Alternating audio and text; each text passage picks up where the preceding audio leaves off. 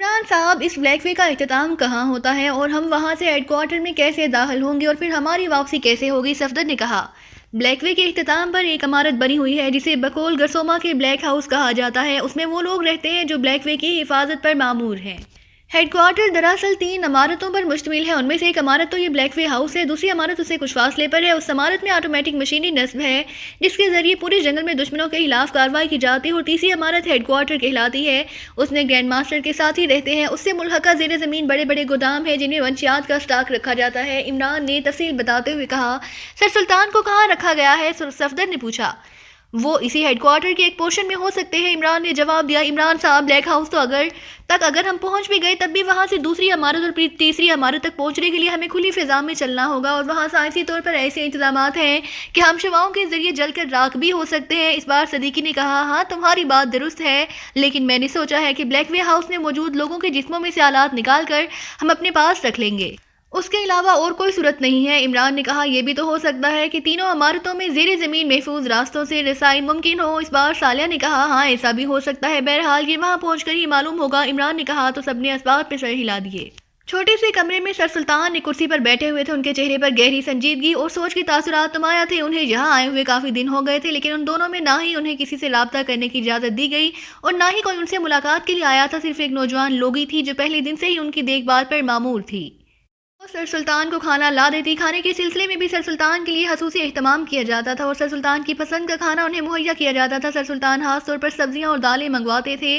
वो दानिस्ता गोश्त से परहेज करते थे क्योंकि उन्हें शक था कि चाहे मुर्गी का गोश्त हो या मछली का, बहरहाल उसे इस्लामी तौर पर हलाल ना किया गया होगा। शराब वो वैसे ही ना पीते थे, इसलिए उनकी खुराक खासी कम थी। उन्हें पहले दिन ही बताया गया था कि वो यहाँ किसी की अमानत के तौर पर मौजूद है और जब तक मौजूद है उन्हें मेहमान के तौर पर यहाँ ट्रीट किया जाएगा। लेकिन अगर उन्होंने यहाँ से निकलने या फरार होने की कोशिश की तो फिर उन्हें मेहमान की बजाय दुश्मन की तरह ट्रीट किया जाएगा। और लोगों ने उन्हें बता दिया कि ये जगह ऐसी है जहाँ ना कोई बाहर का आदमी आ सकता है और ना यहाँ से कोई खसूसी साइंसी आलात के बगैर बाहर जा सकता है। लोगी ने जिस लहजे में बात की थी उससे सर सुल्तान समझ गए थे कि वो दुरुस्त कह रही है। वैसे भी सर सुल्तान अब उम्र के उस हिस्से में थे कि वो किसी तरह की जद्दोजहद ना कर सकते थे, इसलिए वो खामोश थे।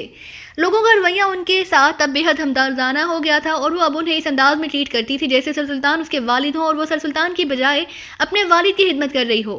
सर सुल्तान को भी उससे हासा उन्स हो गया था। लोगी ने एक बार सर सुल्तान को बताया था कि ये होनाशुर जजीरे का इलाका है और ये अड्डा जिसे चाव ग्रुप अड्डा कहा जाता है होनाशुर जजीरे के एक जंगल में है और चाव ग्रुप जिसका सरबराह ग्रैंड मास्टर है बैनुल अक़वामी तौर पर ड्रग बिजनेस करता है। और फिर लोगों ने उस जंगल के जो हिफाजती इंतजामात बताए थे उन्हें सुनकर ही सर सुल्तान को यकीन हो गया कि चाव ग्रुप की मर्जी के बगैर परिंदा भी यहाँ दाखिल नहीं हो सकता। अलबत्ता एक बार लोगों ने उन्हें बताया था कि उसे पता चला है कि पाकिस्तानी एजेंटों का कोई ग्रुप होनाशो पहुंच गया है जिसका सरबराह इमरान नामी एजेंट है, लेकिन चाव ग्रुप ने उनका खात्मा कर दिया है। गो सर सुल्तान को इस इत्ला पर यकीन ना आया था, लेकिन बहरहाल वो मजबूर थे कि इत्ला के बारे में तस्दीक या कोई तरदीद ना कर सकेंगे। गो उन्होंने लोगी से कई बार कहा कि वो इस बारे में मजीद मालूमात हासिल करे, लेकिन जाहिर है लोगी भी सिर्फ किसी की बात सुन सकती थी, खुद किसी से पूछ ना सकती थी, वरना उसका भी खात्मा किया जा सकता था। कमरे में लगे हुए क्लाक के जरिए उन्हें दिन और रात के बारे में मालूम होता था, वरना कमरे में दिन और रात का कोई फर्क ना पड़ता था। भी उन्होंने थोड़ी देर पहले रात का खाना खाया था और फिर कमरे में काफ़ी देर तक टहलने के बाद अब कुर्सी पर बैठे सोच रहे थे कि कल जब लोगी आएगी तो वो उसे कहेंगे कि वो अपने बड़ों को कहकर यहाँ टेलीविज़न ले आए ताकि उसका वक्त किसी तरह तो कर सके। पहले उन्होंने किताबें तलब की थी, लेकिन अब किताबों में भी उन्हें बोरियत महसूस होने लगी थी। वो बैठे सोच ही रहे थे कि दरवाज़ा एक धमाके से खुला और सर सुल्तान बेइख्तियार चौंक पड़े क्योंकि इस वक्त किसी के आने का कोई इम्कान नहीं था। लेकिन दूसरे लम्हे वो ये देखकर चौंक पड़े कि लोगी एक छोटा सा टेलीविज़न उठाए अंदर दाखिल हो रही है। कमाल है, ये तो कबूलियत का वक्त था। मुझे मालूम होता तो मैं कोई और दुआ मांग लेता। सर सुल्तान ने मुस्कुराते हुए कहा, क्या मतलब, कैसी दुआ? लोगी ने टेलीविज़न एक साइड पर मौजूद मेज़ पर रखते हुए कहा, मैं भी सोच ही रहा था कि सुबह तुम्हें कहूँगा कि किसी तरह मेरे लिए टेलीविज़न का बंदोबस्त करो और तुम हिलाफी तवक्का टेलीविज़न उठाए अंदर आ गई हो। सर सुल्तान ने मुस्कुराते हुए कहा, मैं कई रोज़ से आपको बेहद दूर महसूस कर रही थी, इसलिए मैंने अपने बड़ों की मिन्नत समाजत की कि अगर आपको टेलीविज़न मुहैया ना किया गया तो आप बीमार पड़ जाएंगे। आज उसकी इजाज़त मिली तो मैं फ़ौरन उठाकर ले आई कि ना जाने सुबह तक उनका मूड बदल ना जाए। लोगी ने कहा, शुक्रिया लोगी, तुम वाकई अच्छी लड़की हो। सर सुल्तान ने मुस्कुराते हुए कहा तो लोगी बेइख्तियार मुस्कुरा दी और उसने टेलीविज़न की तार को सॉकेट से मुंसलिक किया और टेलीविज़न ऑन करके उसने रिमोट कंट्रोल सर सुल्तान को दे दिया। लेकिन ये बता दो कि ये तमाम चैनल क्रीमियन और यूरोपीय हैं, एशियाई नहीं है। लोगी ने कहा, मुझे मालूम है, बहरहाल ये गनीमत है, तुम्हारा बेहद शुक्रिया। सर सुल्तान ने कहा और लोगी उन्हें गुड बाय कहकर वापस चली गई तो सर सुल्तान ने चैनल टोन करने शुरू कर दिए اور پھر ایک سے دو نیوز سننے لگے. پھر نہ جانے کب تک وہ ٹی وی بیٹھے دیکھتے رہے. اچانک دروازہ ایک بار پھر کھلا اور سر سلطان بے احتیاط چونک پڑے. کمرے میں لوگی داخل ہو رہی تھی. تم اس وقت؟ سر سلطان نے حیرت بھرے لہجے میں کہا. میں آپ کو یہ بتانے آئی ہوں کہ پاکستانی ایجنٹوں کا دوسرا گروپ اس وقت ہیڈ کوارٹر میں موجود ہے. لوگی نے کہا تو سر سلطان بے احتیاط اچھل پڑے. یہاں موجود ہے؟ کیا مطلب؟ کیسے؟ سر سلطان نے ٹی وی آف کرتے ہوئے کہا. یہاں کوئی دوسرا راستہ ہے جس کا نام بلیک وے ہے. یہ انتہائی خطرناک ترین راستہ ہے. یہ جزیرے کی سائڈ سے ایک بڑا کریک ہے جو ہیڈ کوارٹر تک آتا ہے, لیکن اس کے اندر زیر آب گوشت اور زہریلی جھاڑیاں ہیں جو انسانوں کا گوشت چند لمحوں میں چٹ کر جاتی ہیں.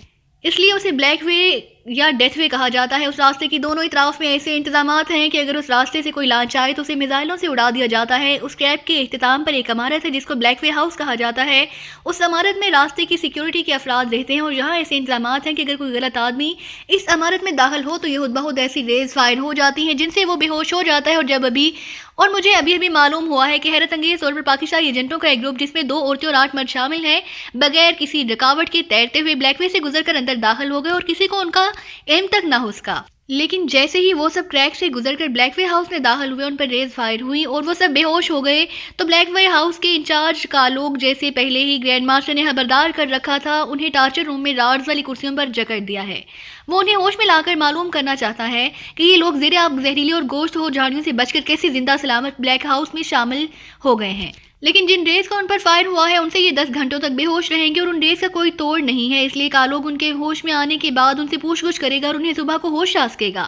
پھر ان سے معلومات حاصل کر کے ان کو ہلاک کر دیا جائے گا. لوگوں نے تفصیل بتاتے ہوئے کہا. وہ کیا تم نے انہیں دیکھا ہے؟ سر سلطان نے چونک کر کہا. نہیں, وہ بلیک ہاؤس میں ہی ہے جبکہ میں ہیڈ کوارٹرز میں ہوں. لوگوں نے کہا. کیا یہاں سے ہم واپس نہیں جا سکتے؟ سر سلطان نے کہا. آپ تو کسی صورت نہیں جا سکتے. البتہ میں جا سکتی ہوں کیونکہ آپ کے جسم میں حسوسی آلہ موجود نہیں اور آپ اس کمرے سے باہر نکلتے ہی جل کر راکھ ہو جائیں گے. لوگوں نے کہا. لیکن کیا ان لوگوں کے جسموں بھی حسوسی آلات ہیں کہ وہ یہاں پہنچنے کے باوجود جل کر راکھ نہیں ہوئے؟ سر سلطان نے چونک کر کہا. یہ انتظام صرف ہیڈ کوارٹر اور اس کے ارد گرد کے علاقوں میں ہے اور وہ بھی کھلی فضا میں, جبکہ عمارتوں کے درمیان زیر زمین راستے ہیں جہاں یہ آلات کام نہیں کرتے. لوگوں نے کہا. تو پھر مجھے انہی راستوں سے وہاں لے جاؤ. سر سلطان نے کہا. نہیں, آپ کمرے سے باہر گئے تو مشین روم میں فوراً اطلاع ہو جائے گی اور آپ کے ساتھ تو جو ہو سو ہو, مجھے بہرحال فوراً ہلاک کر دیا جائے گا. لوگوں نے کہا. کیا؟ اچھا, کیا تم ایک کام کر سکتی ہو؟ سر سلطان نے کہا. کیا؟ لوگوں نے چونک کر کہا. میں تمہیں ایک آدمی کے قد و قامت کی تفصیل بتا دیتا ہوں. اگر اس قد و قامت کا آدمی تمہیں ان میں نظر آ جائے تو صرف اتنا کرو کہ ایک پیپر پین اس کی گردن کے عقبی حصے میں کافی اندر تک اتار دو. سر سلطان نے کہا. تو لوگوں کے چہرے پر حیرت کے تاثرات ابھر آئے. اس سے کیا ہوگا؟ لوگوں نے حیرت بھرے لہجے میں کہا. جس آدمی کے بارے میں تمہیں بتا رہا ہوں اس کا نام عمران ہے. وہ بہت عقل مند آدمی ہے. اس نے مجھے ایک بار بتایا تھا کہ بے ہوش کر دینے والی ریز کا اعصاب میں ایک سرکٹ قائم ہو جاتا ہے اور جب تک یہ سرکٹ قائم رہتا ہے اس وقت تک وہ آدمی ہوش میں نہیں آ سکتا. اور اس نے مجھے بتایا تھا کہ اس بے ہوش آدمی کی گردن کے عقبی حصے میں سر کی طرف پیپر پن کافی اندر تک اتار دی جائے تو یہ سرکٹ ٹوٹ جاتا ہے اور آدمی ہوش میں آ جاتا ہے. اس لیے یہ کام کرو, ہو سکتا ہے واقعی ایسا ہو جائے. سر سلطان نے تفصیل بتاتے ہوئے کہا اور اس کے ساتھ انہوں نے عمران کی قد و قامت کے بارے میں تفصیل بتا دی. لیکن اس سے یہ آپ کو کیا فائدہ ہوگا؟ لوگوں نے منہ بناتے ہوئے کہا. فائدہ ہو یا نہ ہو, کم از کم میرے دل میں یہ خلش تو نہ رہے گی کہ میں نے ان کے لیے یہاں موجود ہونے کے باوجود کچھ نہیں کر سکا. سر سلطان نے قدرے بھیگے ہوئے لہجے میں کہا. تو لوگی بے اختیار ایک طویل سانس لے کر رہ گئی. میں آپ کی خاطر یہ کر گزروں گی, اس کا نتیجہ میری موت کی صورت میں کیوں نہ نکلے. لوگوں نے کہا. کیوں, تمہارے لیے کیا خطرہ ہے؟ سر سلطان نے چونک کر کہا. اگر انہوں نے مجھے ایسا کرتے دیکھ لیا تو وہ مجھے فوراً گولی مار دیں گے. یہاں ایسا ہی ہوتا ہے. لوگوں نے کہا.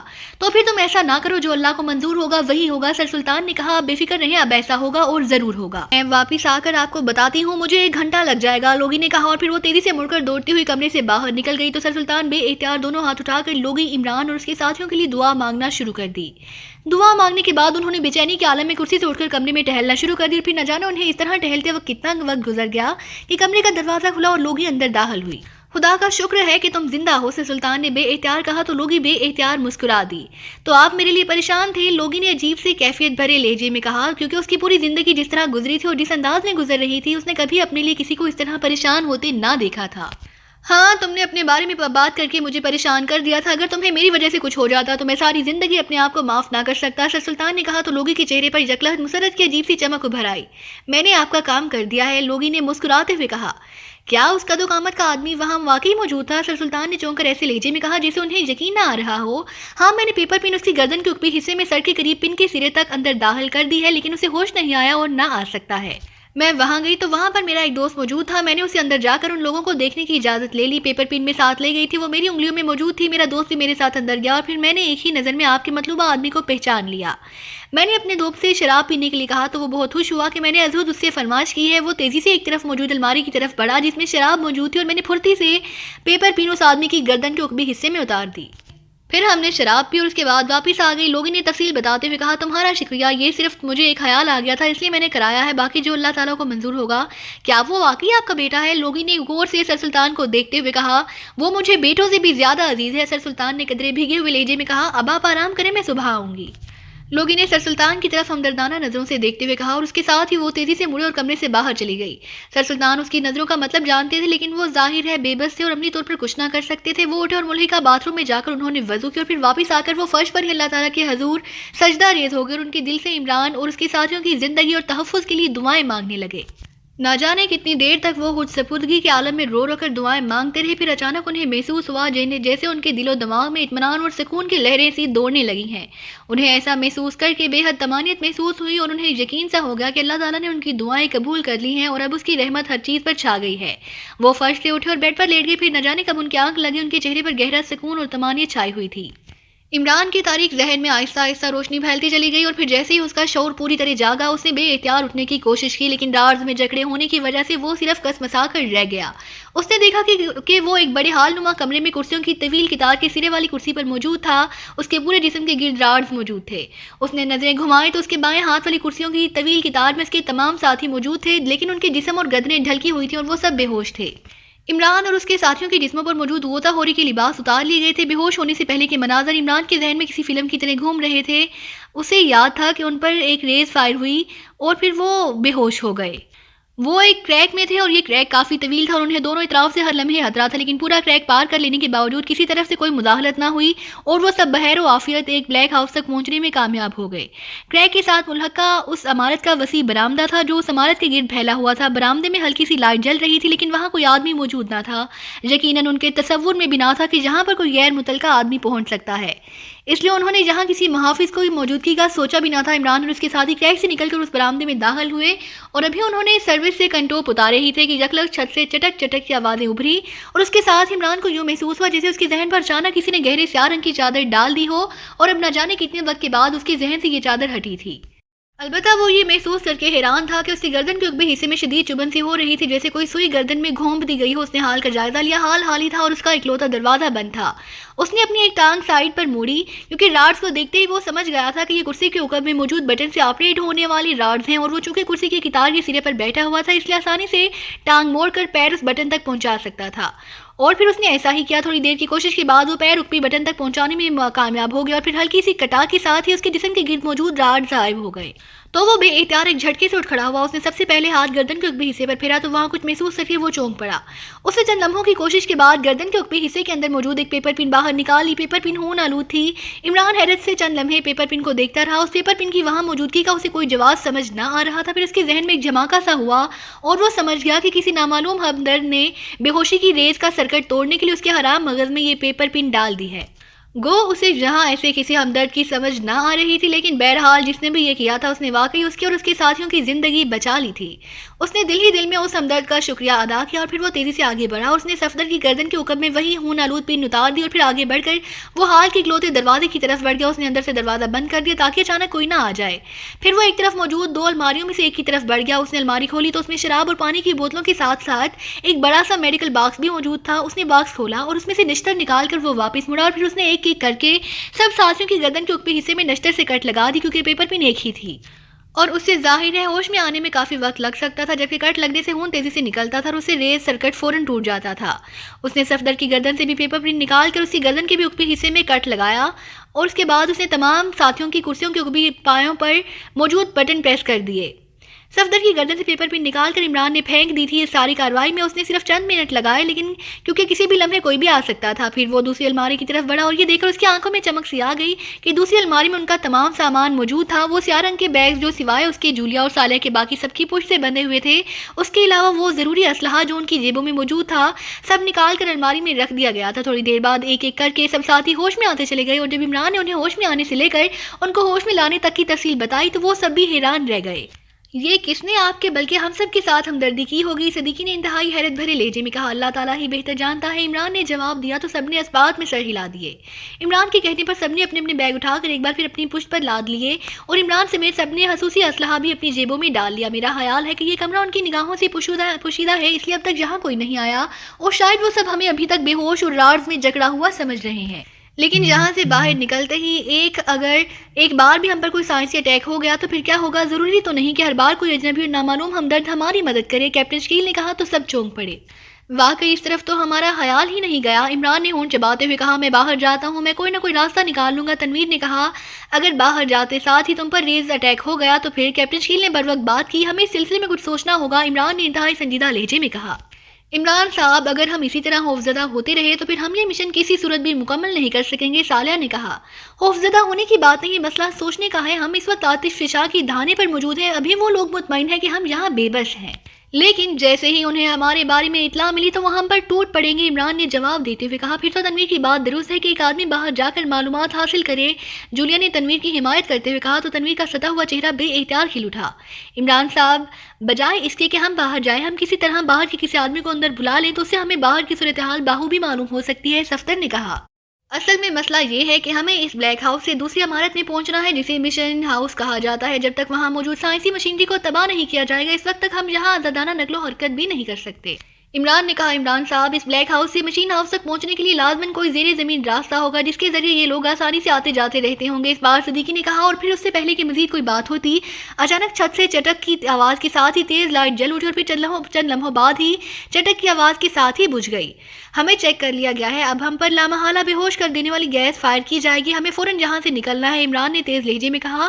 اور اس کے ساتھ ہی وہ دروازے کی طرف دوڑ پڑا، اس نے بجلی کسی تیزی سے دروازہ کھولا اور باہر موجود راہداری میں آ گیا، اس کے ساتھ ہی بھی بجلی کسی تیزی سے باہر آ گئے اور پھر جس قدر تیزی سے باہر نکلے اتنی ہی تیزی سے آگے کی طرف بڑھنے لگی، لیکن تھوڑا آگے جا کر راہداری جیسے ہی مڑنے لگی انہیں دوسری طرف سے دوڑتے ہوئے قدموں کی آوازیں سنائی دی تو نہ صرف عمران خود رک گیا بلکہ اس نے ہاتھ اٹھا کر اپنے ساتھیوں کو بھی وہیں روک لیا اور وہ سب نہ صرف رک گئے بلکہ عمران کی طرح دیوار کے ساتھ لگ گئے۔